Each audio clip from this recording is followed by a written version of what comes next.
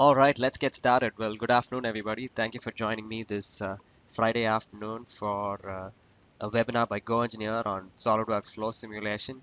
Before I get this webinar started, I'd like to get a couple of housekeeping items out of the way. Well, you've been muted for the duration of the webinar. So if you have any questions, we'll have a little time at the end of the webinar for about 10-15 minutes through, the chat on our little GoToMeeting application we have here.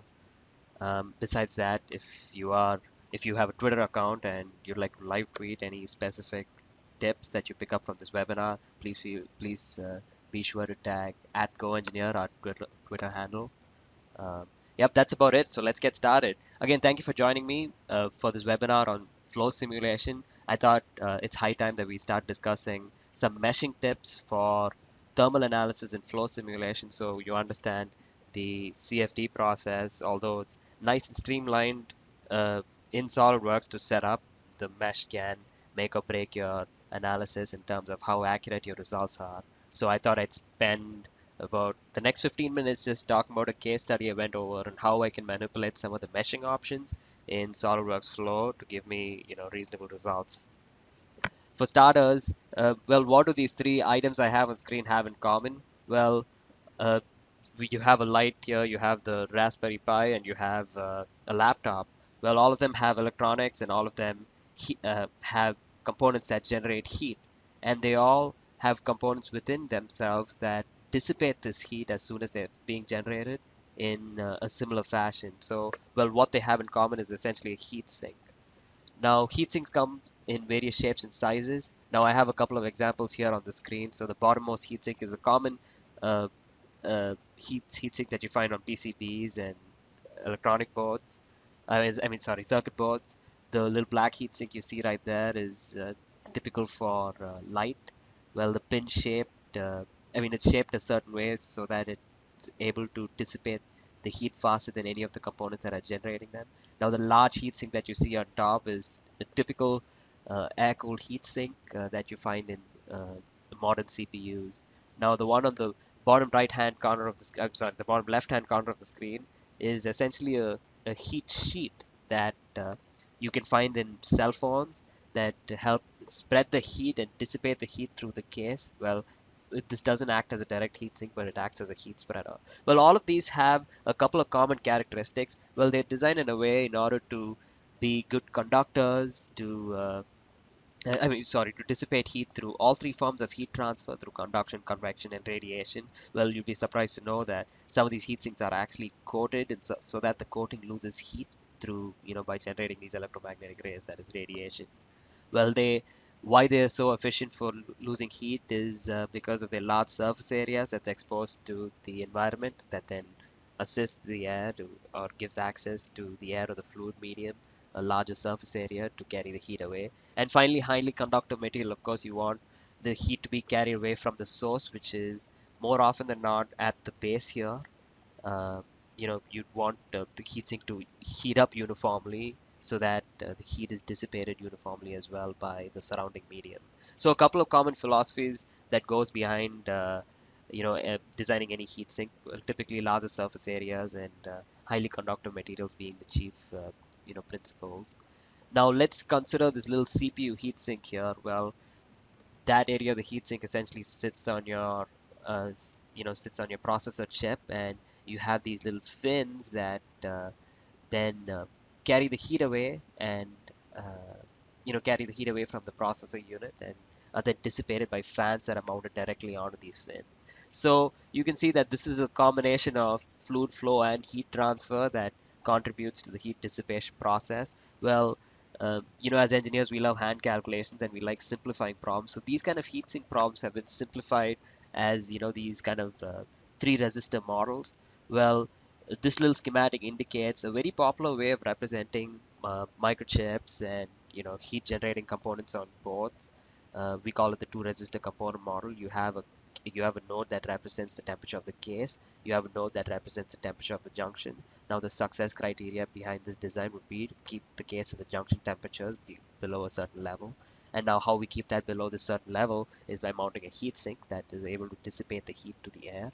So we take these four nodal points. If we understand the average temperature of all of these items, or the average temperature of the case and the junction, or the maximum temperatures of the case and the junction, and we understand what conductivity or resistance the case to the junction, the case to the heat sink, and the heat sink to the air have, we are able to figure out how much heat can be dissipated. Or given the heat being dissipated, we can figure out any one of these variables. So typically, the equation works in a way that you know the heat being dissipated, you know the average or the maximum temperatures of the microchip, and you know some of their resistances. The only resistance that you do not understand is how the heat sink is dissipating heat through the air. So that resistance is essentially a quality of, or the resistance is dependent on, hey, the speed at which the fan blows air across, the surface area of the heat sink, the type of material it's made up of, and so on and so forth.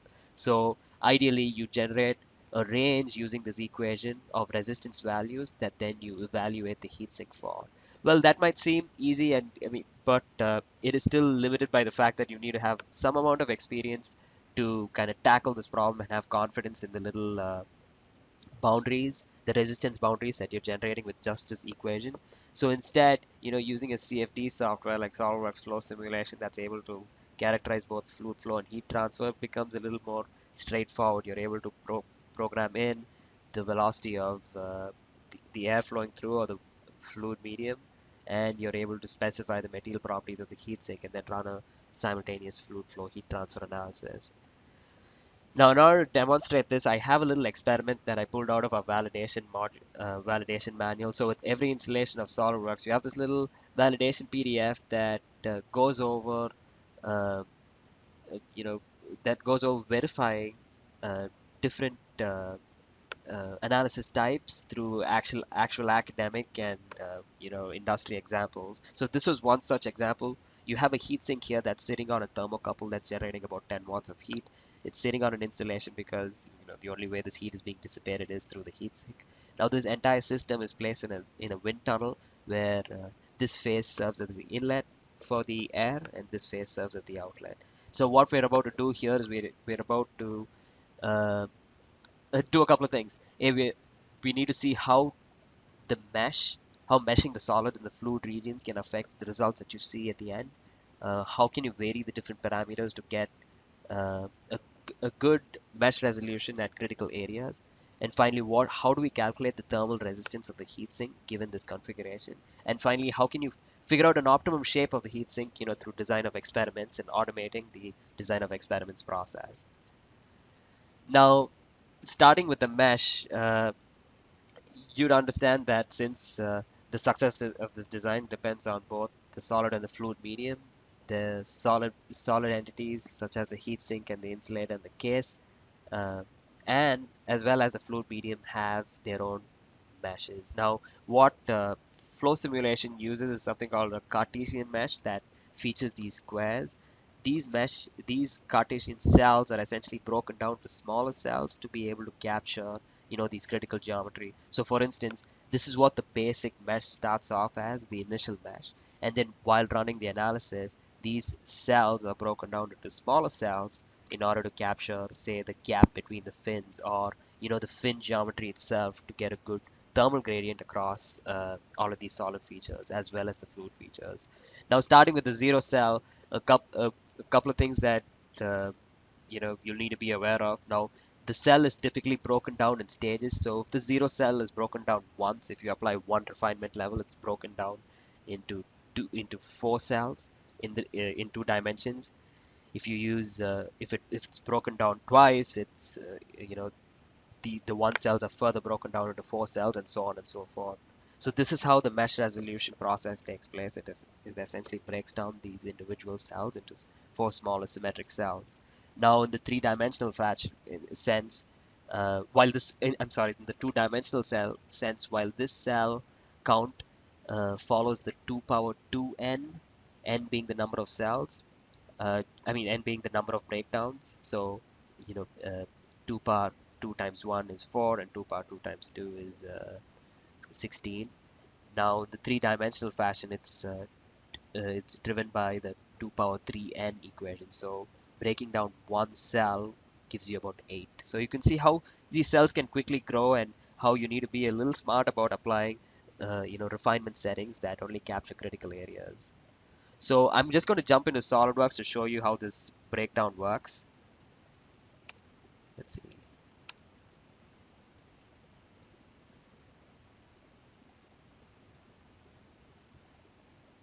Yep, for this first example, I have, like I said, I have this little heat sink that's sitting in this wind tunnel, sitting on a thermocouple. Uh, Now, in order to access flow simulation, you can jump into your add-ins tab and grab the flow simulation button that adds in the solver. Now, once the CFD solver is added in, you have this little feature manager that updates to give you all the elements to set up an analysis. Uh, I have a little setup configuration that I'm going to use to walk through the setup process. Now, setting up setting up a CFD analysis might seem intimidating, but it's pretty streamlined. To get this model going, you can grab the little wizard tool that walks you through a 5-step process that gives you all the information you need to set up the analysis, starting off with just the name of the project. I'm just going to call it Wind Tunnel 2. Pick a unit system that you're accustomed to using or speaking with your peers with. Once you pick a unit system, now this becomes the meat and potatoes of the module. You pick an analysis type based on, if you're running an internal or an external analysis. Since this is going to be just within the box, it is an internal analysis. Uh, we need to turn on the heat conduction in solids because we're going to run a conduction and convection simulation. We're not really worried about radiation. This doesn't have a special coating. Um, Now let's turn on gravity because as items heat up, it affects how uh, it affects fluid buoyancy. So hot air rises and cold air falls. So you need to take that into account. Typically, for a forced convection situation, you wouldn't have to turn that on, but I turn that on nevertheless, just in case. Now, once you're done setting up the type of analysis, you pick a fluid that occupies your domain. Once you pick the fluid, you pick a solid that uh, uh, that is automatically assigned to all the entities that do not have a solid assignment. So later during the setup, you have the ability to assign individual solid materials with their respective conductivities to each of these, but this is just a default global solid material application. Besides this, now this wind tunnel is going to be sitting in the environment. Let's say it's just sitting on your desk. Well, it experiences some natural convection on the outside. Typically, you can assume an adiabatic wall, but if you'd like to get a little more granular, you can assume a heat transfer coefficient of 5 and an average ambient temperature of over 20 degrees Celsius. So this is pretty common for metal to air contact when the air is stationary. So I'm going to apply just a heat transfer coefficient to the outside walls. Now after that, and now based on where you're running this analysis, are you running this on Earth or Mars, you actually set up the standard temperature and pressure conditions for the environment you're running the analysis in. And after you hit the finish button, you have this little computational domain generated. Now since you know this analysis is sort of symmetric, you can reduce your analysis size by taking advantage of some of the symmetry options. So right now I just resize the computational domain in such a way that whatever happens on this side is what happens on this side. So maintaining that symmetry improves analysis convergence and also speed. Okay, great. Now that you have that boundary imposed, it's relatively straightforward. Now you just go down the tree, make assignments, thermal and flow assignments, and you're good to go. Now for the solid material, I'm just gonna grab a couple of these items and just to demonstrate, uh, I'm gonna pull a global material from our library. I'm just gonna say, look, all of this is, say made of brass. I have other analyses with the actual material assignments. This is just again just to demonstrate the setup process. Now once I have the solid material in, I can apply a volume heat source to the thermocouple. So again, I'm going to grab the thermocouple from the SolidWorks assembly tree. The thin heater is what I'd like to grab. It heats up, the thermocouple is heated up to about 10 watts. Now, the only other thing that I need to assign is the flow conditions, but I'd like to show you something. So how the global mesh is driven is it starts off at a specific level. So it's already broken down this domain, based on symmetry and based on the size of the domain. Um, Now, what really governs this domain size is this refinement setting. We call this the initial mesh. So changing the initial mesh uh, through the slider changes what your starting mesh is, what your zero cell is. Now, what also controls, or rather, what controls the mesh during the solution process are little settings that are scattered throughout your analysis, like this one right here. This is a really important setting to keep pay attention to because they call this we call this the minimum gap size setting. Now, what this does is it identifies minimum, really tiny gaps in your model, and it ensures that you have enough cells across those gaps. Right now, the minimum cell size that this is recognized is about 0.45 meters. But let's take a look at what happens after we apply some of the boundary conditions. Now, I'm going to assign some flow conditions here. I'm going to put in a mass flow, and then I'm going to put in a pressure condition. Of course, for every uh, flow input, you need a pressure output, and that's the little that's my that's going to set up the flow condition in my wind tunnel. Now, once I make that assignment, it's always recommended to rebuild your analysis tree and check or verify the mesh setting. So you'll notice that the mesh size has become slightly smaller. So it started off at 0.04, but now you're at 0.15. Now, what really drives this number is all the boundary conditions that you're applying to the model. So for instance, if I actually grab this edge, you'll notice that that edge is about 15 millimeters long.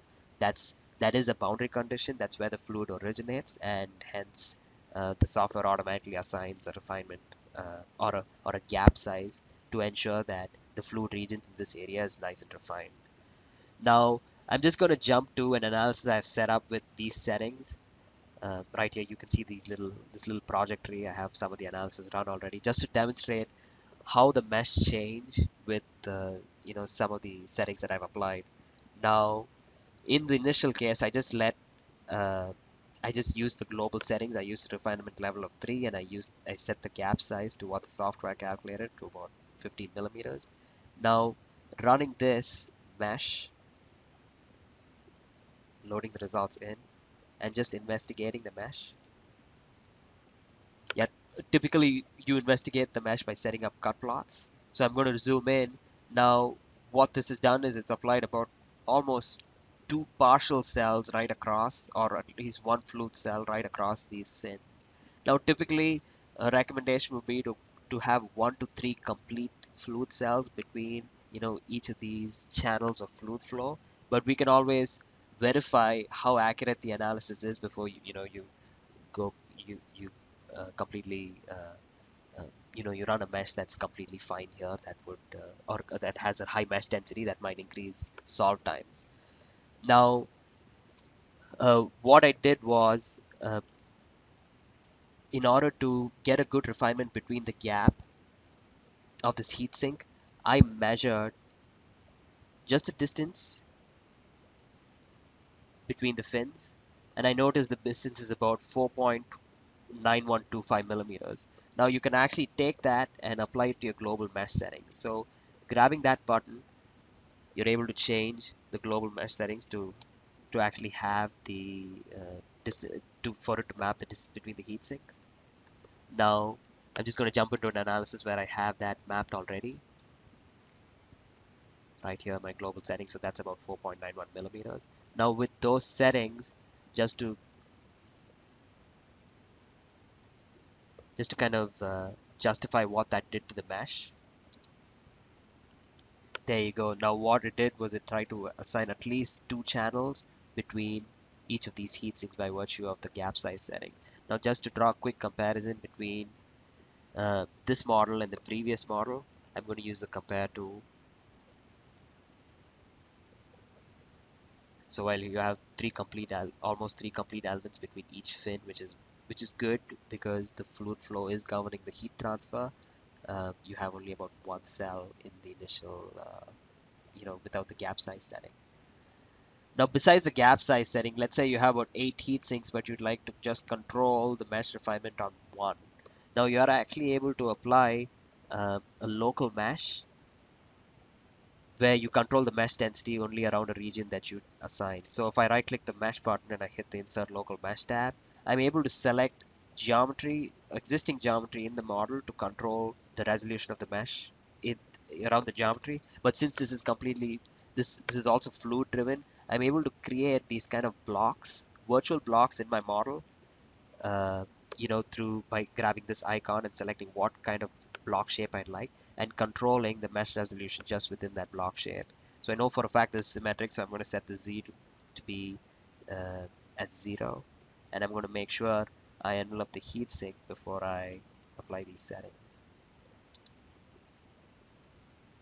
So by quickly manipulating these handles, I'm able to encompass the heatsink, and I'm able to drive the mesh resolution just around the heatsink area.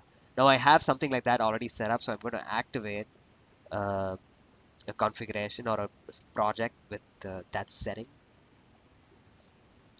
Now that I have the little cuboid drawn, now I have a couple of refinement options. Well, I typically have 3 refinement options. I can either refine the cells, the fluid and the solid cells of all the entities within that item, which is a pretty popular technique, or I can be a little more, I can put in a little more intuitive or a little more flexible refinement technique by manipulating these channels. Well, these channel settings essentially govern how many cells I'm able to put across this channel and how many breakdowns I need to assign in order to create those 4 channels. So right now I've said, look, I need about 4 channels across each fin, and I need you to break down, I need the software to break the mesh down only twice. So whichever happens earlier essentially, wins. So if it's able to achieve 4 channels through 2 breakdowns, it keeps it. But if it's not able to achieve 4 channels through 2 breakdowns, well, you end up with something that's a lot less than this number 4. For instance, on running the mesh, let's just load the results here.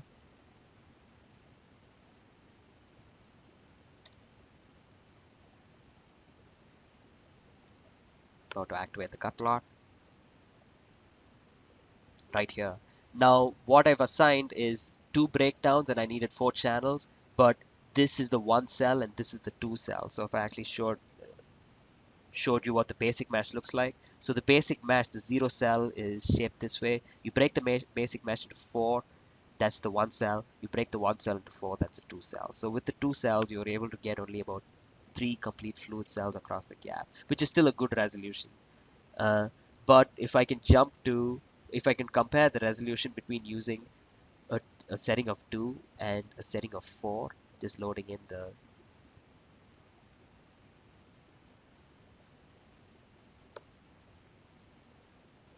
there you go. I have another analysis setup where I have the channel setting set to 4 breakdowns.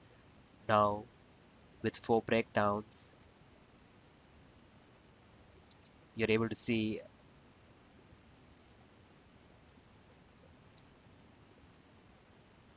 within the cut plot, I have the ability to toggle between fluid and solid cells. I have the solid cell toggled. So I'm going to toggle that to a fluid cell and I'm going to display the mesh. And there you have it. You have 4 complete cells across each of these fins, and it took about 4 breakdowns. So that would be the 0 cell, that would be the, I'm sorry, that would be the 1 cell, this would be the 2 cell, and that would be the 3 cell. So this only indicates you didn't need to set a refinement level of 4. You can actually achieve the same amount of refinement with that setting to be 3. So whichever happens earlier. Now just to run a comparison between uh, this mesh and just the 2 cell mesh.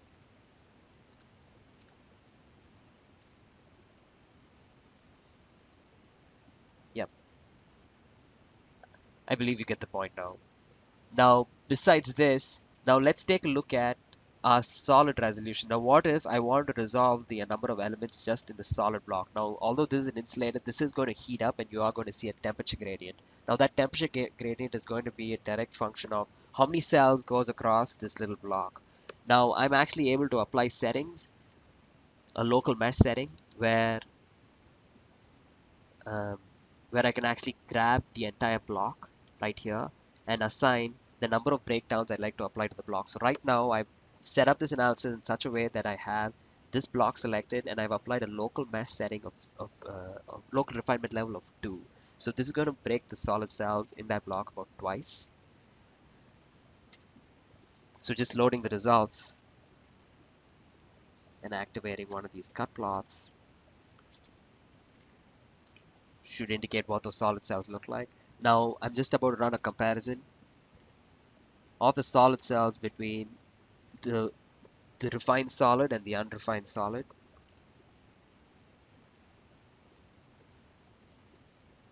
And there you have it. Now you immediately see the difference. Now, typically for thermal analysis, you wouldn't need this degree of resolution. I mean, even with the coarse configuration across solids, you should get a good enough thermal gradient. But a lot of these analyses are based on sanity checks by increasing the mesh and making sure that between consecutive iterations of mesh change, you don't have any change in, you don't have any change in accuracy or change in the results that you see. These are just ways by which you can, gain confidence in an existing mesh. So I'm going to jump back to the presentation to kind of summarize this process.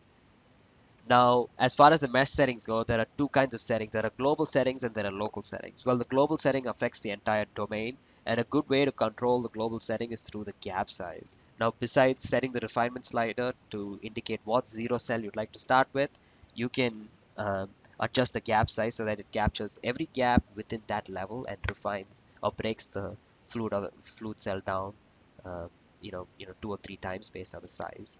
Now, as far as the local mesh settings go, you're able to specify either volumes or surfaces or create virtual volumes based on these three shapes and refine the fluid and the solid elements around those virtual volumes. Now, once you create these virtual volumes, there are two settings that you have, typically the refining cells and the channel settings that you're able to manipulate the degree of refinement of the solid and the fluid cells. Now, manipulating any of these tabs just blindly breaks down the solid or the fluid cells to the number of times you set it to. But with channels, you have a little more intuitive way of controlling different sized gaps to make sure no matter what the gap size, you maintain a fixed number of channels between those gaps. At a later webinar, I plan to go into detail about the advanced refinement. The advanced refinement typically controls how sharp features, sharp features and complicated features in your solid elements are refined. So we'll go into that at a later webinar. This just gives you a snapshot of the 4 different mesh configurations, starting off with the no refinement to just with the gap setting, with the channel setting, and finally with the channel setting with the refinement level set to 4. Now running a little mesh convergence analysis, calculating what the resistance of the heatsink was through these configurations, you can see that although they stick to a pretty close range, you can see the resistance actually gets lower, meaning the heatsink performs better at a higher mesh resolution, indicating the actual performance of the heatsink. Well, how this thermal resistance was calculated was the average base temperature of the heatsink minus the average inlet temperature of the fluid divided by the amount of heat that's actually input into the system, which is about 10 watts. Again, this is a little snapshot of the difference between the coarsest configuration to the finest configuration. So the max temp of the heatsink or the entire system was about 321 Kelvin, and at a coarse configuration, this was about 322 Kelvin. So even with the coarse mesh, you actually get a reasonable result. You get a result that's very close to the actual performance. Now, what I have here is a convergence plot between the tight mesh and the coarse mesh. Well, you can see the tight mesh has a better convergence plot, has a smoother convergence. It converges at a really early level, while you have some noise in the convergence process for the coarser mesh. Yep, sometimes going finer doesn't always increase computational time. You could actually save some computation time by saving the number of iterations it takes to really, flat for the curve to flatten out. Now, using this, we actually, using these techniques, we actually were able to run a parametric study using a good mesh to compare how varying the velocity of the wind tunnel or the velocity of the inlet, velocity of the air of the wind tunnel affected the thermal resistance of the heatsink. So all of these red values indicate the experimental values that I have from my validation PDF. So I mean, you can write to us and we can give you access. We can tell you where this validation PDF is. But with every installation of SolidWorks Flow, you actually have this validation PDF that goes through academic and experimental examples of everything from flow to thermal analysis. And this, I believe, should be in about page 69. It's the 13th example. Now they have values from experiments that they've compared versus calculation that I threw on the slide. Now you can either run these as separate studies or you can actually automate this design of experiment process through the parametric study tool. So just jumping back into my model, you can activate the parametric study tool by right-clicking any one of these studies and hitting the new parametric study option. Now activating the new parametric study option brings up this little tab that you can use to either vary dimensional parameters in the model, vary the shapes in the model, or vary simulation parameters. Now for the first experiment, what I did was I varied the simulation parameters. I put in values for velocities of the wind tunnel right here. Now I'm able to either discretize these values to look at how the performance is affected at each of these points, or I'm able to specify a range with a step. Now, what I'd like to track is defined through goals. Now, I'd like to essentially see what the resistance is that's defined by this equation goal and what the minimum and maximum temperature of the solid bodies are.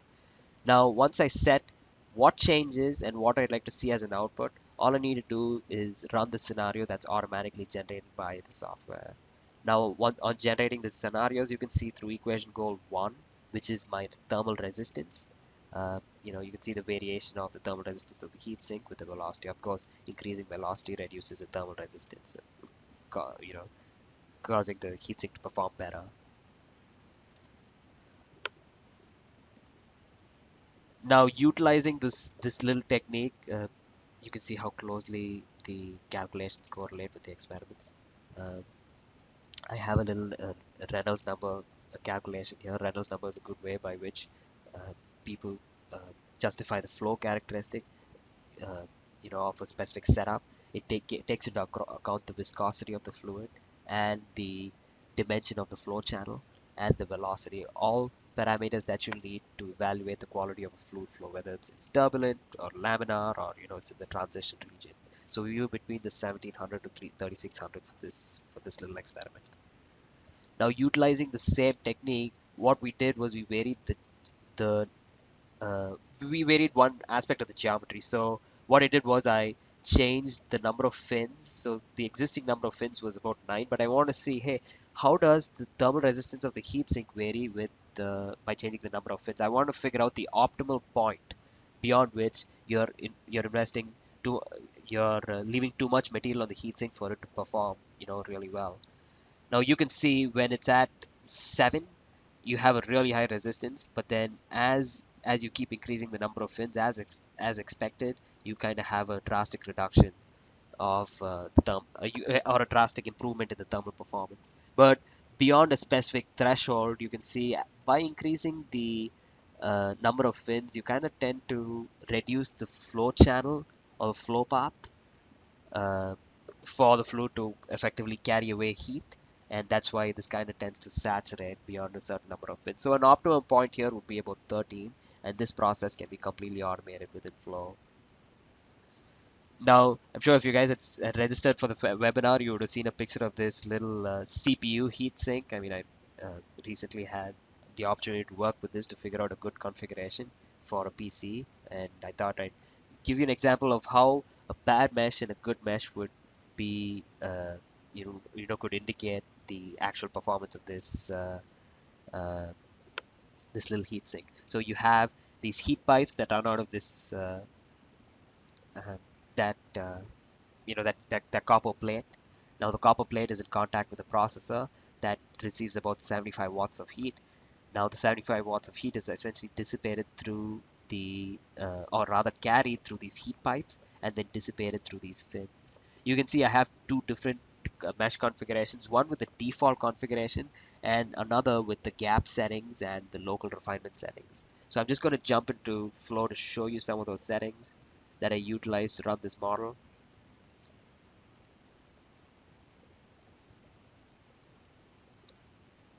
So there you go. I have the global setting, and the gap setting is essentially a function of the distance between the fins. I also have a global mesh that captures the entire area of the fin or the entire volume that the fins reside in. I have the number of channels set to about 1, but the number of refinements to achieve the channel of 1 set to 4. And that's about it. Just jumping, and as far as the boundary conditions go, I have a surface heat generation rate of about 75 watts, indicating how hot the CPU gets. And I have a default global so, copper assigned as a solid material for this heatsink. Now just jumping back into the presentation to show you some of the differences between actually coarse meshing the heatsink and fine and meshing it really fine. You'd see that the max temperature here is about 36 degrees, but then the actual temperature is about 64. So not only does it affect the thermal performance of the heatsink, but a good mesh affects the thermal performance of the heatsink, but it also affects how the temperature is dissipated and distributed among in your model. Here specifically in the coarse configuration, this wasn't able to capture the gap that was within the heat pipes, and while in the fine configuration we were able to capture the heat pipes a little more accurately, that helped dissipate the heat and give you a slightly more uniform spread. Now I plan to set up a later webinar where we actually go over how to set up uh, these kind of heat sinks with heat pipes. That's a discussion that needs to be saved for a different session. So a little summary of what we went over today. We spoke about local meshing critical features to get good results. Although you can get away with a coarse mesh for a majority or the default mesh for a majority of the model, it's worth actually experimenting with some of the local mesh uh, capabilities or the more local mesh tools to get quick sanity checks on your results. Besides, we have a couple of parametric design study functions and flow simulation that lets you change either a geometry quality like the number of fins or the thickness of the heatsink to figure out an optimum, or you have the ability to change a simulation parameter like the velocity and figure out how changing the velocity or the geometry affects the thermal performance of your system. And finally, any problem that involves fluid flow and heat transfer, well, you could get away with convection coefficients, but it's worth running them by CFD to see how close you your assumed values are to the actual you know to the actual flow simulation. Well, that's about it, guys. Thank you so much for joining me. I'm going to stick around for another 10-15 minutes for questions. Again, being a part of GoEngineer, we actually host these webinars on a regular basis. So please join us for all our webinars.